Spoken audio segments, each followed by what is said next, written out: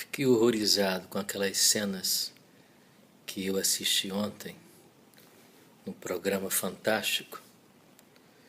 Aquelas cenas do Muro das Lamentações em Jerusalém, onde se vê um horror de judeus chamados ortodoxos tentando impedir que as mulheres pudessem se aproximar do muro e ali fazerem as suas orações. Duas situações patéticas para mim. Primeiro, de ver aqueles homens, muitos idosos, vestidos de preto e com o Antigo Testamento na mão, tentarem impedir de uma maneira grosseira, daí a presença policial, tentando conter os ânimos exaltados dos donos de Deus. Alguns jogaram pedras, tentaram agredir as mulheres. Isso é espantoso que possa acontecer em pleno século XXI. Que um grupo de fanáticos se imbuam dentro deles, da convicção de que eles são os donos de Deus. Eles estão em todas as religiões, não é só no judaísmo, não. A gente pode assistir também em outras religiões, até mesmo no cristianismo. Eu, como católico, enxergo perfeitamente isso, quando, por exemplo, noto que a ordenação de mulheres na Igreja Católica é proibida. E é proibida por um motivo ridículo, né? Que não é esse o verdadeiro motivo, mas é esse o motivo alegado, né? De que Jesus era macho. Como Jesus era macho, e macho tem pênis, e as mulheres não têm pênis, né? Aí tem uma evocação mesmo do mito freudiano, da castração das mulheres, né? Daquilo que lhes falta, que é o pênis, né? Então, como Deus tem pênis e é macho, as mulheres não podem se ordenar, porque são fêmeas, não são machos, são fêmeas. Elas têm vagina, e por terem vagina, não podem ser ordenadas.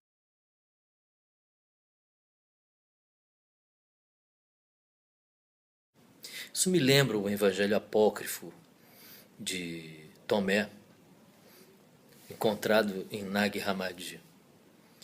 É Jesus entronizando Madalena como uma sacerdotisa. E Pedro se opõe, e quando Jesus pergunta por quê, ele diz exatamente isso. Porque ela é uma mulher.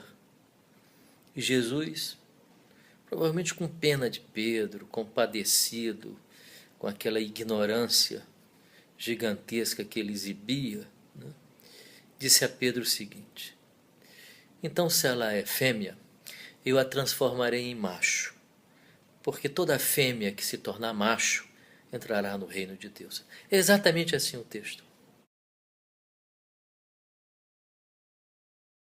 Outro dado espantoso, e que eu me perguntei, é: o que essas mulheres estão fazendo aí, neste muro da lamentação, que é um símbolo, né, mais do que odioso, de um patriarcado violento, esse patriarcado que a gente assistiu nas cenas de televisão.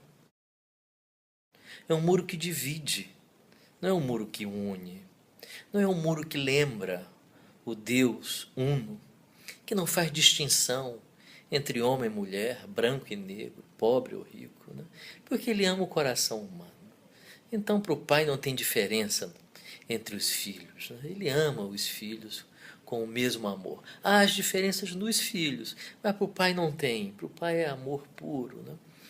Então, esse muro da lamentação é um monumento do patriarcado que deve ser varrido.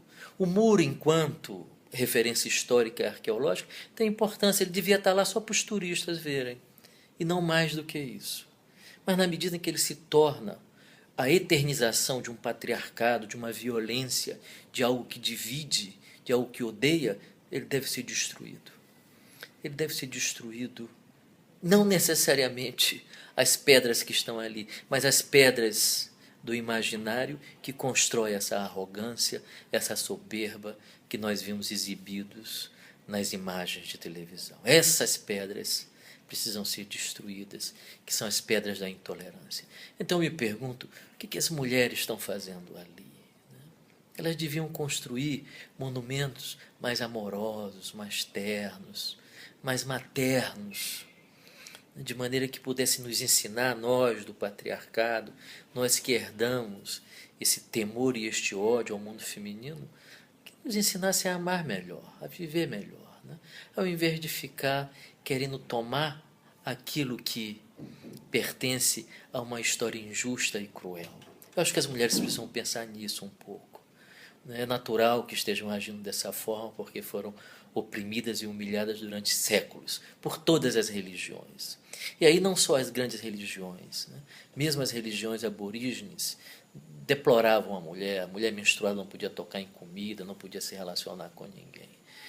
Eu não sei de onde vem isso, né? Só pode vir de um medo muito arcaico, muito primitivo, instalado dentro da cabeça do homem. De forma que seria muito importante que as mulheres desistissem de cooptar para elas monumentos do patriarcado repressor, do patriarcado que divide, do patriarcado mau, não do patriarcado da luta, do patriarcado que conquista, que realiza, que é corajoso, que enfrenta a dificuldade. Esse patriarcado é bom, mas do outro patriarcado, né? Daquele que esmaga, daquele que silencia, daquele que cala, daquele que sequestra Deus, colocando na boca de Deus palavras que ele não disse. É Deus a serviço do poder, do meu narcisismo. Não é um Deus que fala comigo. É um Deus que eu mando. É um Deus que eu digo o que ele diz ou o que ele tem que dizer. Esse Deus é deplorável. Esse Deus foi reduzido a uma patologia por um judeu chamado Sigmund Freud, que enxergou e não teve medo da ridicularização, nem teve medo da marginalização por parte dos seus próprios compatriotas e disse a verdade que eles precisavam ouvir e que nós precisamos ouvir ainda hoje, em pleno século XXI. Então eu quero deixar registrado aqui essa lamentação. É uma lamentação isso. É uma elegia.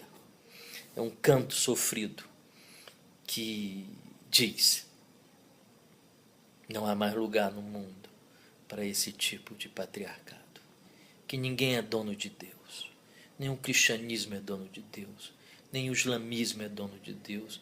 Nem o judaísmo é o dono de Deus, que são as três religiões monoteístas gigantescas que nós conhecemos, né? Essas religiões precisam se transformar. Essas pessoas não representam coisa alguma a não ser o mal e o poder. É preciso que surjam lideranças mundiais falando do bem. É preciso que cada padre, cada pastor, cada rabino, né, se sinta comprometido, né, em denunciar essa arrogância por parte de uma minoria. Eu não sei se é uma minoria, talvez seja uma maioria, né, que sequestra Deus, põe Deus sob a sua dominação narcísica, né, e quer esmagar aquelas pessoas que se sentem realmente tocadas por Deus e que em suas mensagens trazem mensagens de liberdade e amor. É preciso que essas pessoas que vivem da fé, que se chamam pastores, porque tem ovelhas, né? O pastor tem ovelha.